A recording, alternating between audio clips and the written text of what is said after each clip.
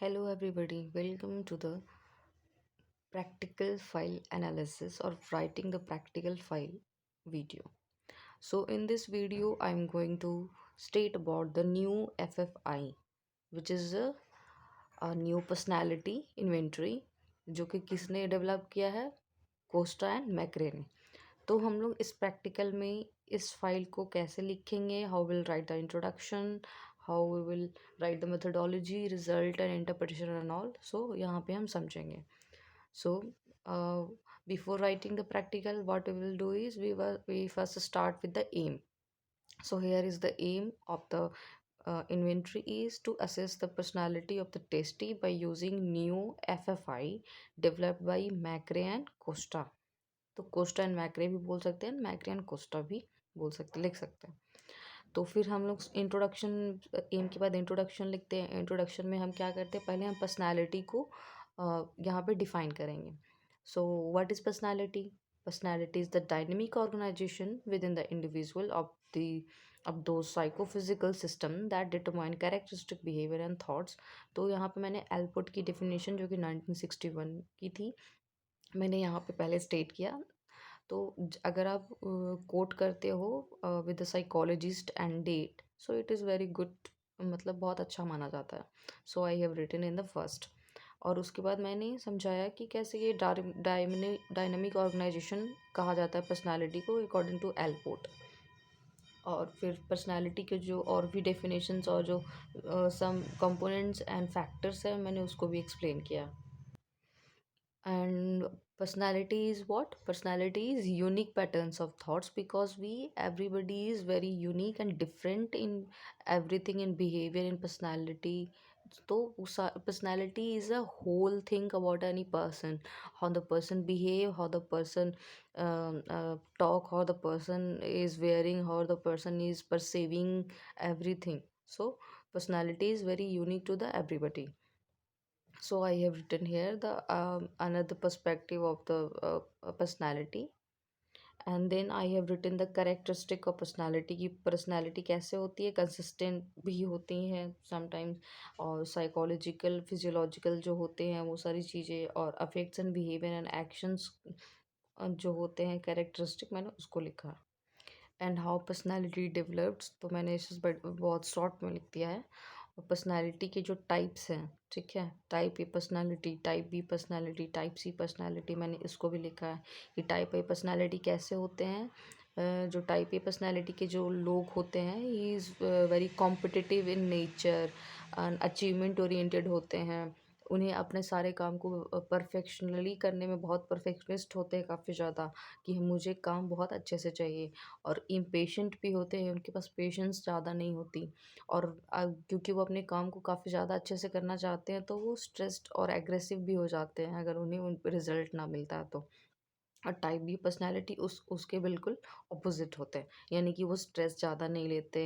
वो उतना काम करने के लिए वो नहीं रहते कि हाँ मुझे काम करना है, बहुत परफेक्शनली करना है. डेडलाइन का उन्हें उतना वो नहीं रहता कि हाँ असाइनमेंट का डेडलाइन तो 4 को है, तो मुझे काम कर लेना चाहिए 3 तक. वो 3 की रात तक काम करते हैं. और मतलब टाइप बी पर्सनैलिटी ऐसे होते हैं, वो क्रिएटिव भी होते हैं, फ्लेक्सिबल भी होते हैं, और प्रोक्रेस्टिनेट भी करते हैं काफ़ी ज़्यादा. और टाइप सी जो पर्सनैलिटी होता है वो काफ़ी ज़्यादा हाईली कंसाइंटियस स्ट्रगलर्स होते हैं, जो कि परफेक्शनिस्ट के जैसा, मतलब ये टाइप ए के साथ थोड़ा बहुत मैच करता है, बट ये टाइप ए से थोड़ा ज़्यादा अच्छा है. और जो टाइप डी पर्सनैलिटी है, ये काफ़ी ज़्यादा अवॉइडेंस, पेसिमिस्टिक और नेगेटिव चीज़ें बोलना, रिजेक्शन, सेल्फ कॉन्फिडेंस का कमी एंड होपलेस जो होते हैं, ये टाइप डी पर्सनैलिटी होते हैं.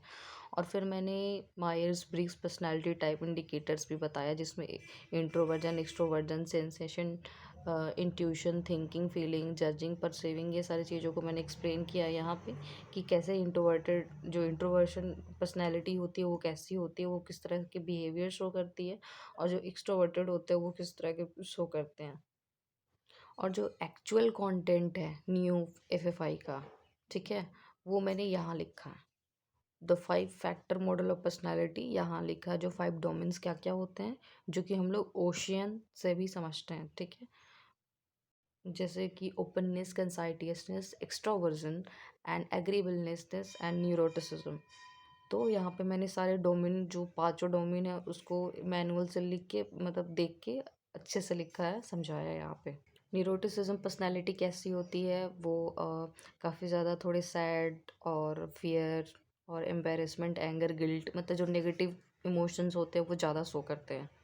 और एक्स्ट्रोवर्जन कैसे होते हैं, जो काफ़ी ज़्यादा पीपल से इंटरेक्ट करने की कोशिश करते हैं, उन्हें टॉक करना बहुत अच्छा लगता है, एक्साइटमेंट एंड स्टिमुलेशन, चीयरफुल काफ़ी ज़्यादा रहते हैं, सोशेबल रहते हैं, सोशली काफ़ी ज़्यादा इंटरेक्ट करते हैं, तो ये एक्स्ट्रोवर्जन के अंदर आता है। और ओपननेस टू एक्सपीरियंस में क्या होता है कि वो काफ़ी ज़्यादा एस्थेटिक सेंसिटिव रहते हैं, अलर्ट रहते हैं, अपने इनर फीलिंग्स को लेके इमेजिन करते हैं काफ़ी ज़्यादा, और इंटेलेक्चुअल भी काफ़ी ज़्यादा रहते हैं, क्यूरोसिटी उनके अंदर काफ़ी ज़्यादा रहती है, इंडिपेंडेंस ऑफ जजमेंट, वो जजमेंट वगैरह के बारे में उतना नहीं सोचते, और काफ़ी ज़्यादा एस्थेटिक रहते हैं। तो ये ओपननेस टू एक्सपीरियंस वाले पर्सनालिटी वाले होते हैं। और एग्रीबल पर्सनालिटी जो होती है वो काफ़ी ज़्यादा सिंपैथेटिक होते हैं, और एग्री करते हैं बहुत सारी चीज़ों में, मतलब किसी को दुख पहुंचाना नहीं चाहते। तो इस टाइप की एग्रीबलनेस की पर्सनालिटी होती है। कंसाइटियसनेस जो होते हैं वो काफ़ी ज़्यादा डिसिप्लिन होते हैं, काफ़ी ज़्यादा सेल्फ कंट्रोल उनके पास होता है, वो एक्टिव रहते हैं, प्लानिंग करते हैं, और टास्क वगैरह को भी काफ़ी अच्छे से करते हैं, और काफ़ी ज़्यादा लाइफ में पर्पसफुल रहते हैं। ये सारे कंसाइटियसनेस वाले पर्सनालिटी रहते हैं। So after writing the description of the personality, जो 5 डायमेंशंस थे न्यू एफ एफ आई के, फिर हम लोग मेथडोलॉजी पे आते हैं।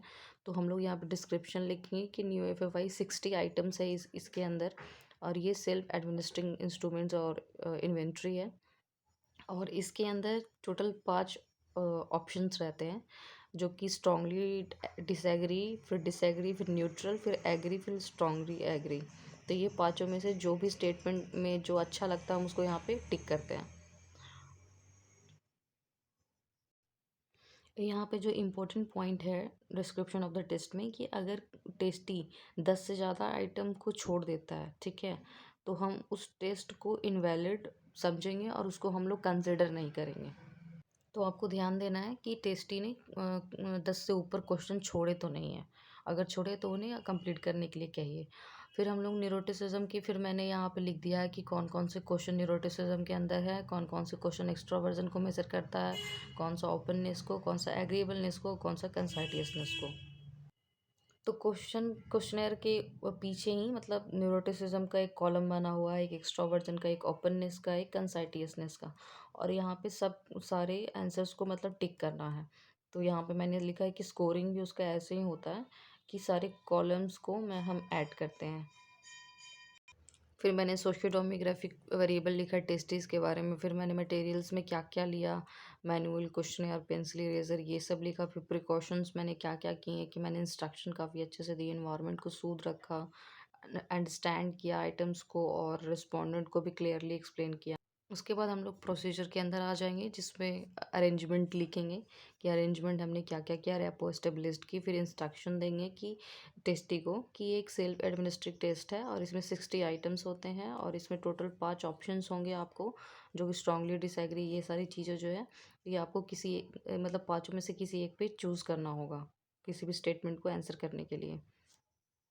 अगर आप किसी आंसर को लेके अनश्योर रहते हैं, तो आप न्यूट्रल रिस्पॉन्स दे सकते हैं, यानी कि ये जो न्यूट्रल वाला है, इस पर टिक कर सकते हैं। तो ये कुछ इस तरह का क्वेश्चनेयर होता है, जिसमें मतलब ये ये ऑप्शंस टाइप, ये यहाँ पे इसको OMR सीट की तरह है, कि यहाँ पे ऐसे फिल करना है पेंसिल से। फिर उसके बाद हम इसको ऐड करते हैं, ये एक्स्ट्रावर्जन का कॉलम है, ये ओपननेस का, ये न्यूरोटिसिज्म, ऐसे ऐसे मतलब इस तरह से है, वो लिखा रहता है। तो मैंने इंस्ट्रक्शंस में और भी सारी चीज़ें लिखी, कि आपको एक OMR सीट मिलेगा, जिसमें आपको पेंसिल से सर्कल करना है, और रिस्पॉन्स को रो वाइज करनी है। This is the main important thing is here, कि आपको रो वाइज करनी है, ऐसे ऐसे करनी है, वो हमें ऐड करना होगा कॉलम वाइज जब स्कोरिंग करेंगे। बट जो टेस्टी होगा, टेस्टी होगी या होगा, उसको रो वाइज आंसर करना है, ऐसे ऐसे आंसर करना है। और ये सारी चीज़ें बताने के बाद, कि कोई भी टाइम लिमिट नहीं है, और कोई भी रॉन्ग और राइट आंसर नहीं है, ये सब कहने के बाद फिर हम लोग कैलकुलेट करते हैं, स्कोरिंग करते हैं। तो मैंने जो स्कोर किया था, तो उसमें टेस्टी का स्कोर न्यूरोटिसिज्म में 33 था, और जो कि हाई कहा जाता है, एक्स्ट्रोवर्जन में 25 था, जो कि लो है, और ओपननेस में 24 था, जो कि हाई है। और एग्रीबलनेस में 32 था जो कि एवरेज है, एंड 38 इन कंसाइटियसनेस जो कि हाई है। तो मैंने यहाँ पे लिखा लास्ट में कि so testee has high score in 3 dimension personality neuroticism openness and conscientiousness and low in extraversion and average in agreeableness.